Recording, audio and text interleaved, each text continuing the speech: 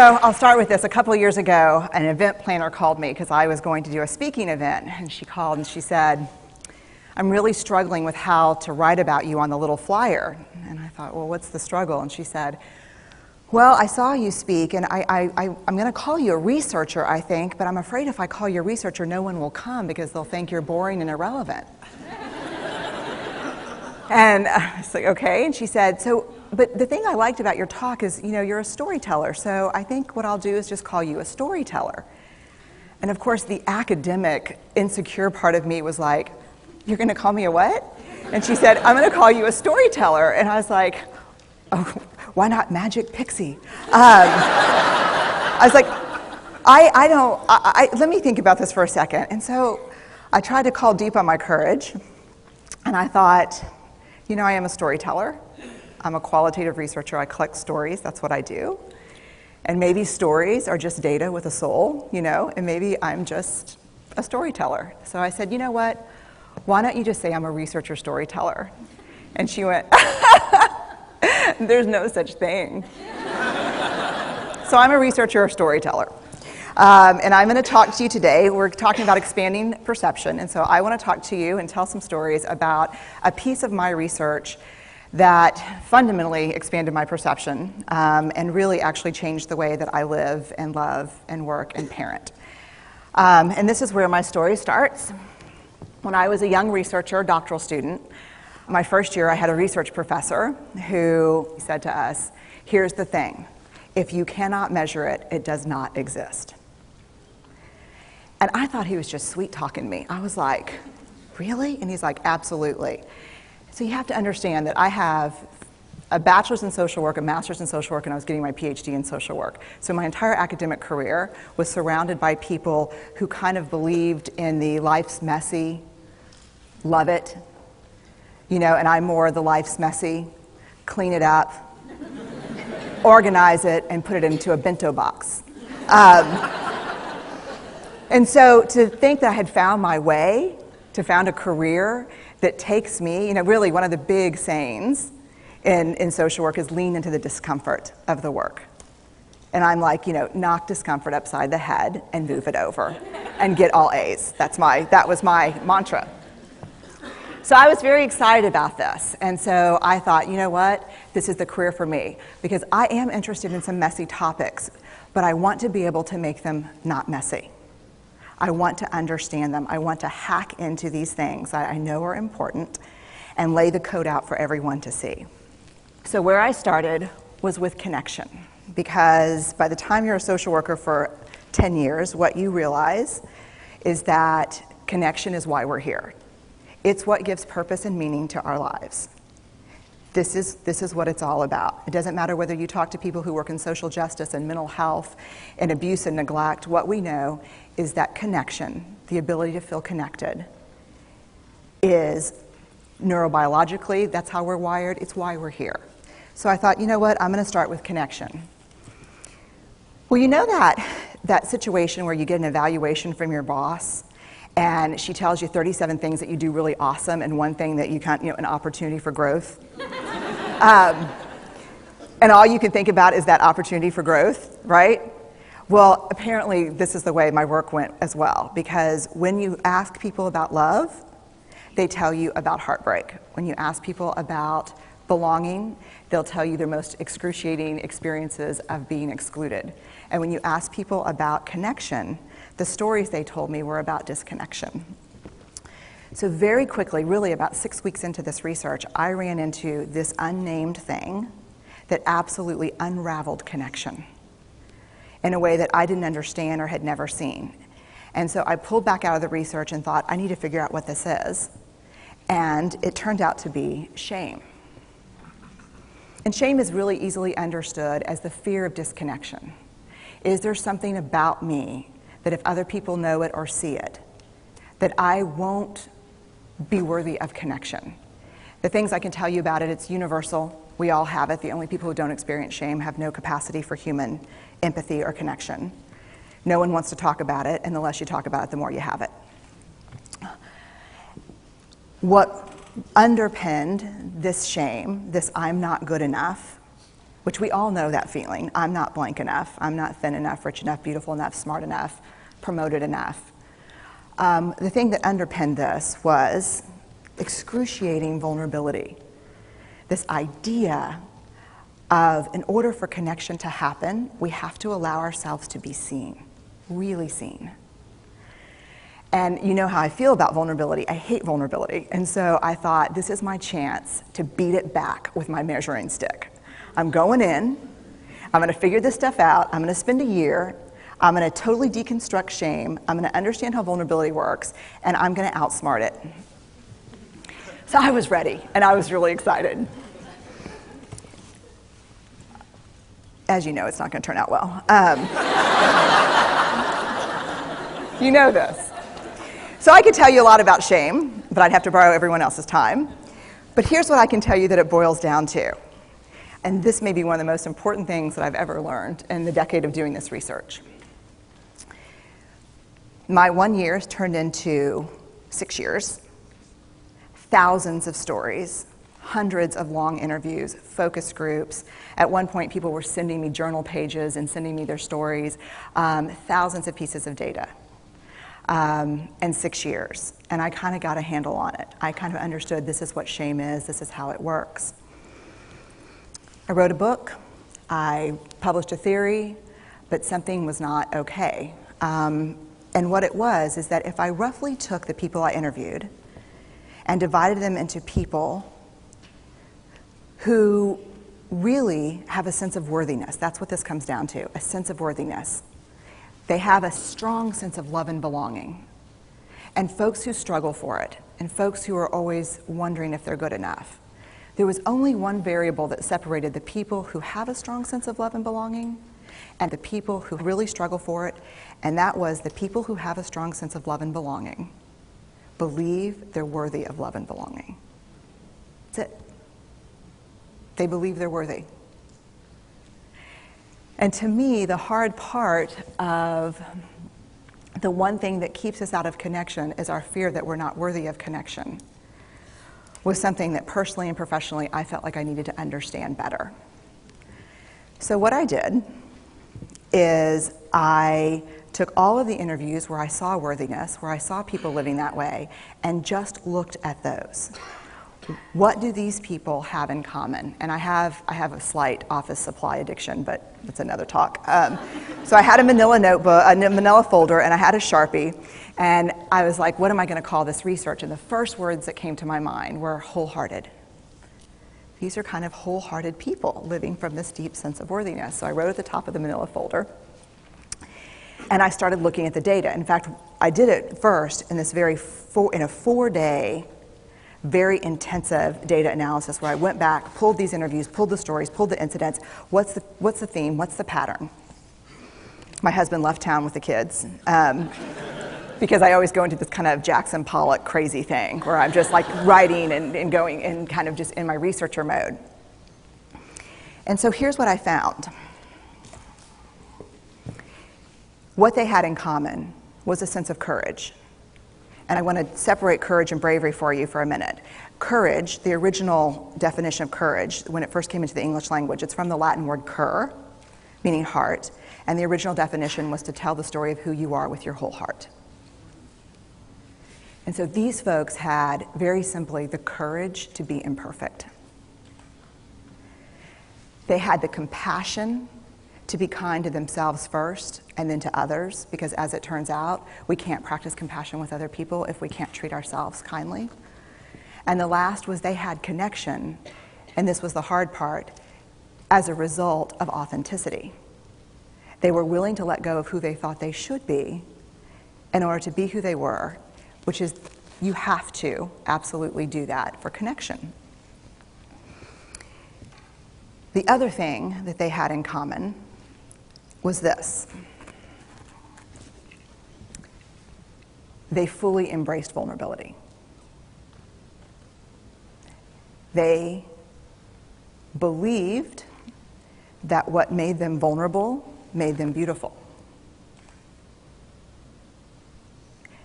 They didn't talk about vulnerability being comfortable, nor did they really talk about it being excruciating, as I had heard earlier in the shame interviewing.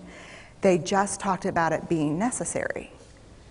They talked about the willingness to say I love you first. The willingness to do something where there are no guarantees. The willingness to breathe through waiting for the doctor to call after your mammogram.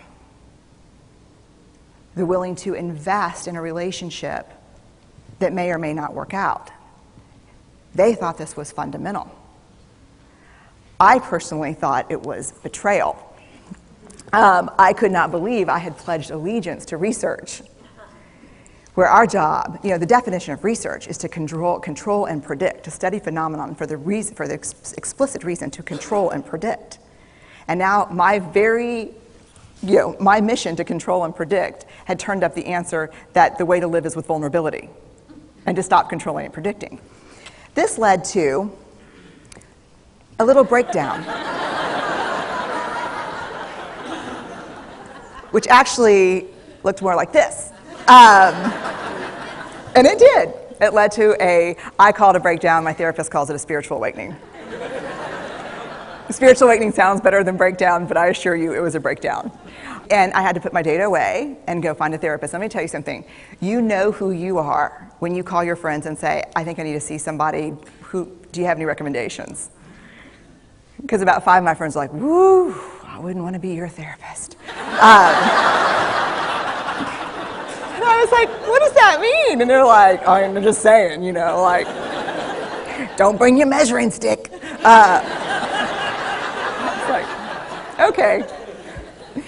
So I found a therapist. My first meeting with her, Diana, I brought in my list of the way the wholehearted live. And I sat down, and she said, how are you? And I said, I'm great, I'm okay. And she said, what's going on? And I said, and this is a therapist who sees therapists, because we have to go to those because their BS meters are good. And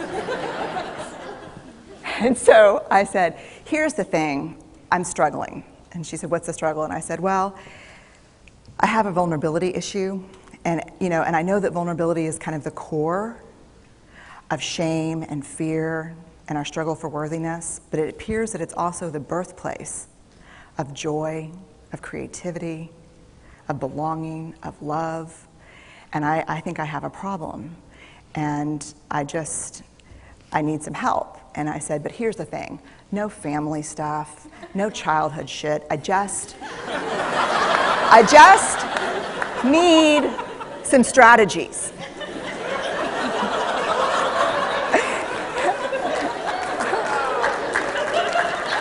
Thank you. So she goes like this. And then I said, it's bad, right? And she said, it's neither good nor bad. It just is what it is. And I said, oh my God, this is gonna suck. And it did, and it didn't. And it took about a year. And you know how there are people that, like, when they realize that vulnerability and tenderness are important, that they kind of surrender and walk into it? A, that's not me. And B, I don't even hang out with people like that. For me, it was a year-long street fight. It was a slugfest. Vulnerability pushed, I pushed back.